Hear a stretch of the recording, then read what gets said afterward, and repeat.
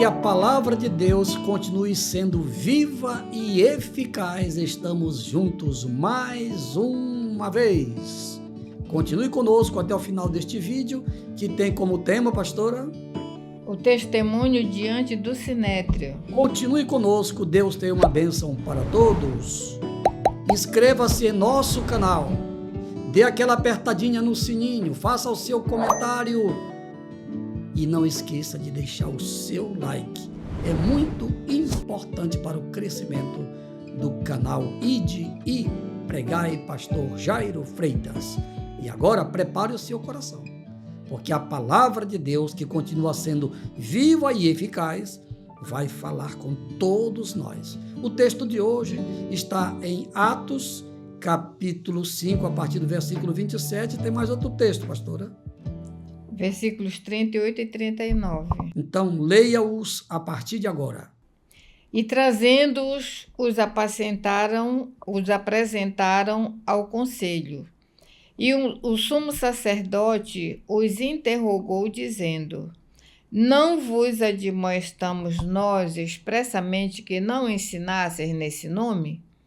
E eis que enchestes Jerusalém dessa vossa doutrina e quereis lançar sobre nós o sangue desse homem. Porém, respondendo Pedro e os apóstolos, disseram: mais importa obedecer a Deus do que aos homens. O Deus de nossos pais ressuscitou a Jesus, ao qual vós matastes, suspendendo-o no madeiro. Deus, com a sua destra, o elevou a príncipe e salvador para dar a Israel o arrependimento e remissão dos pecados. E nós somos testemunhos acerca destas palavras, nós e também o Espírito Santo, que Deus deu àqueles que lhes obedecem. E agora digo-vos: dai de mão a estes homens e deixai-o, porque se este conselho ou esta obra é de homens, se desfará.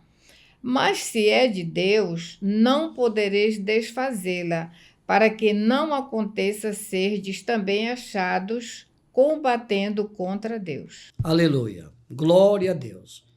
Continuamos, meus irmãos e meus amigos, aqui no capítulo 5 do livro de Atos dos Apóstolos, contando a história da igreja primitiva e extraindo para nós lições importantes, porque nós estamos dando continuidade à ordem de Jesus, que foi dada para os apóstolos naquele tempo, para os seus discípulos que serviam-no naquele tempo, e a história continuou, chegou até nós e vai continuar até o dia da vinda de Jesus, na primeira fase, que é o arrebatamento da igreja. Vocês já prestaram atenção que todo dia eu falo aqui sobre o arrebatamento da igreja? Toda mensagem, porque esta mensagem do arrebatamento da igreja precisa ser pregada todos os dias em todas as igrejas que têm compromisso com a verdade. Amém? Muito bem. Agora vamos para o primeiro tópico da mensagem de hoje, pastora. Pedro confrontou as autoridades. Texto bíblico. Porém, respondendo Pedro e os apóstolos, disseram: mais importa obedecer a Deus do que aos homens. O Deus de nossos pais ressuscitou a Jesus, ao qual vós matastes, suspendendo-o no madeiro. Deus, com a sua destra, o elevou a príncipe e salvador para dar a Israel o arrependimento e remissão dos pecados. E nós somos testemunhas acerca destas palavras, nós e também o Espírito Santo, que Deus deu àqueles que lhe obedecem. Muito bem. Meus irmãos, meus amigos, isto tudo aconteceu em consequência de quê? Da cura, do milagre que Jesus fez, que está registrado no capítulo 3 deste mesmo livro de Atos dos Apóstolos. Já falamos aqui do capítulo 4, do capítulo 5, e hoje estamos fechando o capítulo 5. Para mostrar para vocês como foi difícil o início da igreja. Não foi fácil. O texto em apreço mostra que logo após a soltura, através de um grande milagre, de uma ação sobrenatural de Deus por meio de anjos, agora os apóstolos foram levados ao Sinédrio, que era a corte suprema de Israel, porque aquele problema não era um problema do Império Romano, era um problema de Israel. Exatamente porque os saduceus, falei isso no vídeo anterior, os saduceus por inveja mandaram prender os apóstolos, Deus agiu, os apóstolos foram soltos e agora apresentados no Sinédrio para tentar calá-los. Mas aí Pedro se levantou com autoridade. Amigo, aqui uma partezinha.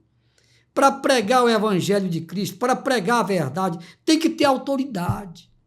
Tem que ter ousadia, não tem que fazer média com autoridade, não. Não. Ah, é o doutor fulano. Ah, é o governador. Ah, é o prefeito. Ah, é o presidente da república. Então eu vou pregar um evangelho light para não ofender. Pare com isso, meu irmão. Jesus lutou contra as autoridades. Pôncio Pilatos, olha, tu não sabes que eu posso te condenar? Rapaz, tu só tens autoridade porque o meu pai te colocou aí. Então, amigo, você só é autoridade porque Deus permitiu que você chegasse onde você chegou. Está escrito lá na carta aos Romanos que toda autoridade é constituída por Deus. Não para fazer o mal, mas para fazer o bem. Agora, infelizmente, muita autoridade assume o poder para fazer o mal.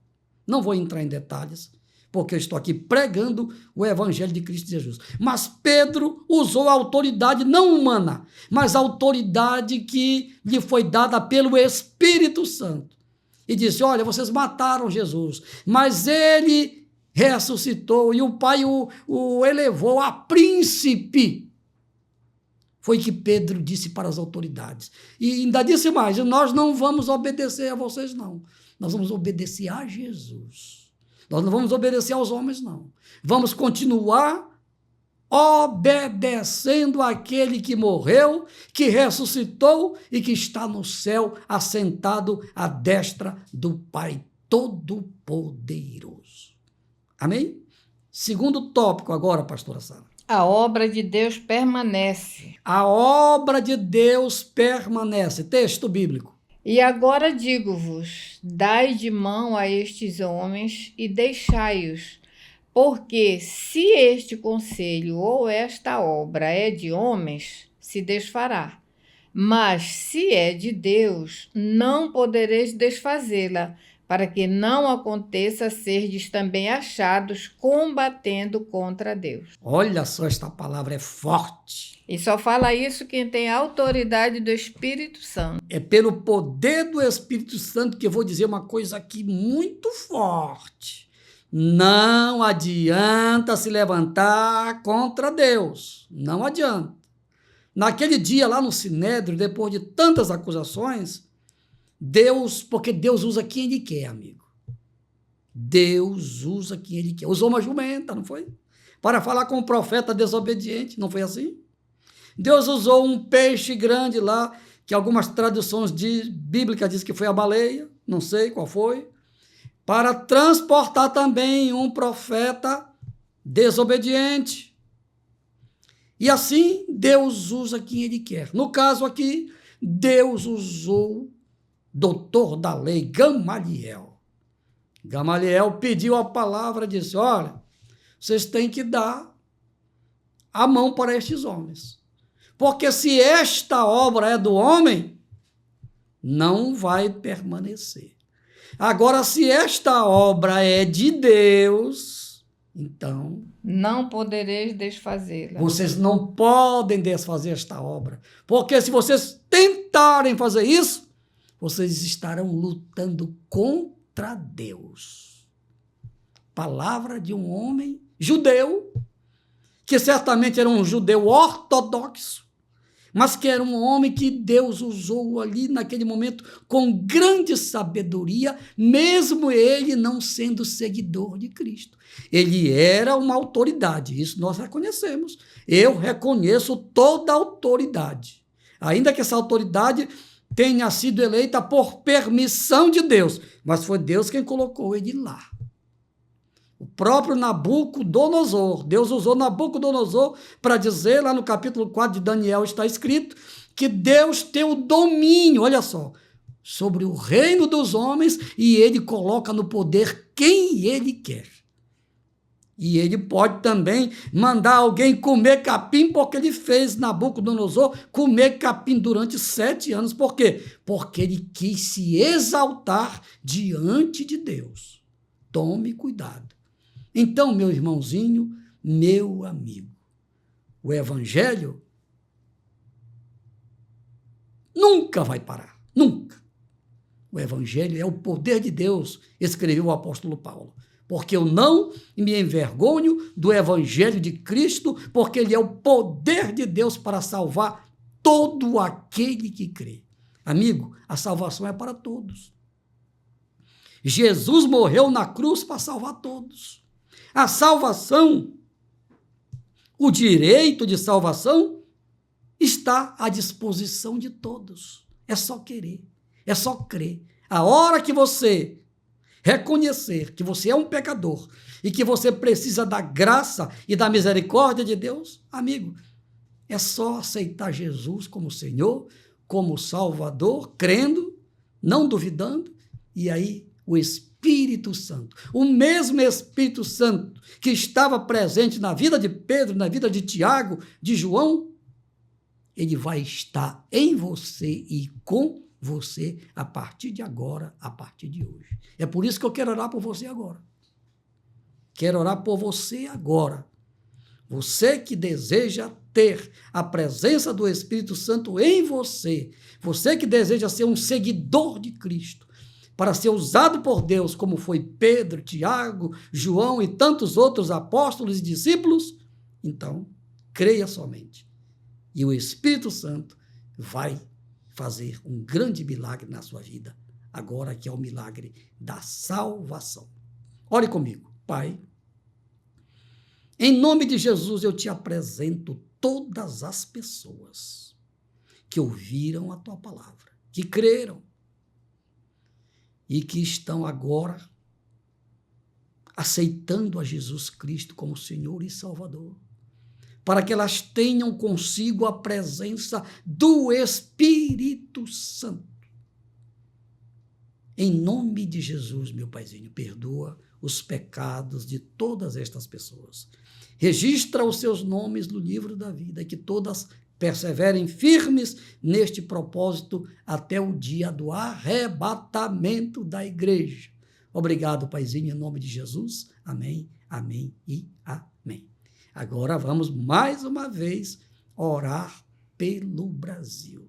São mais de 200 almas, de 200 pessoas, de 200 brasileiros, 200 milhões de brasileiros que precisam do amor, da graça e da misericórdia de Deus. Paizinho querido, em nome de Jesus, eu te apresento esta nação. O Senhor sabe, papai, o que está acontecendo no nosso país.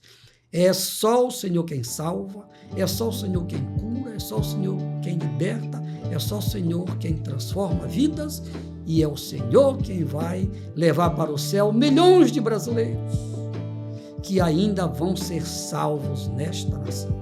Salva o Brasil do caos espiritual, salva o Brasil do caos moral, salva o Brasil do caos econômico, salva o Brasil, Senhor, da corrupção sistemática que infelizmente está acontecendo nos 3 poderes da nossa República.